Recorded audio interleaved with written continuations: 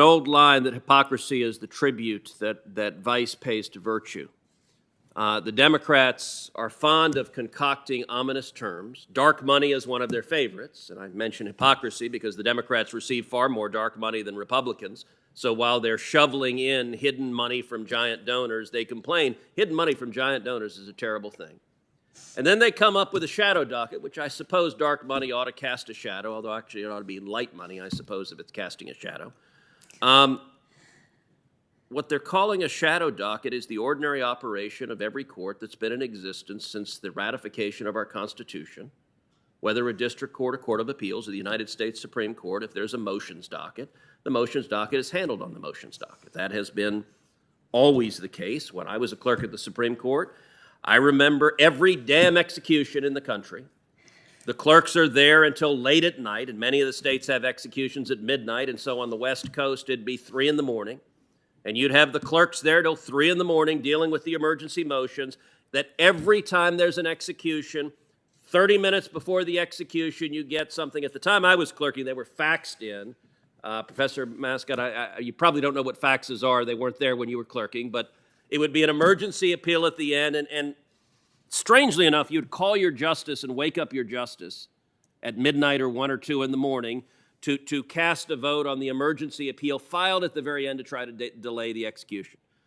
So this whole notion of a shadow docket is called an operating court that is deciding emergency motions. But look, what this is really about is trying to demonize Texas and trying to demagogue on the question of life. Now, when it comes to demonizing Texas, I suppose I can understand the incentive of Senate Democrats to do so. Chairman Durbin is from Illinois. I just looked up the statistics in the year 2020 of what states people are moving out of. The number 1 state is New Jersey. The number 2 state is New York. The number 3 state is Illinois. Illinois did better. A year ago, it was the number 2 state for people fleeing. Last year, it was number 3. So Illinois is doing better. Where do the people from Illinois go? Well, clearly they don't go to the hellholes like Texas or Florida. Well, no, actually, that's exactly where they go. They go to Texas and Florida. Why? Because we actually have jobs there, we have low taxes, and we protect people's rights. Look, today's Democrats on the question of abortion are radical and extreme. Their position, they support unlimited abortion on demand up till the moment of birth, partial birth abortion, with government funding, with no parental consent, no parental notification.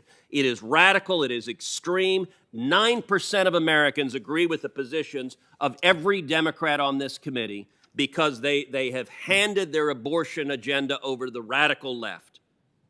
Texas made a perfectly reasonable decision to protect life. Life is valuable.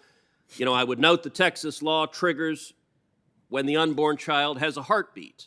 The last I checked, clumps of cells don't have heartbeats. But the extreme Democrats don't want to talk about that, so instead they concoct a hearing on ominous Texas, ominous shadow dockets, all of which is political theater, none of which is addressing the real issues people care about.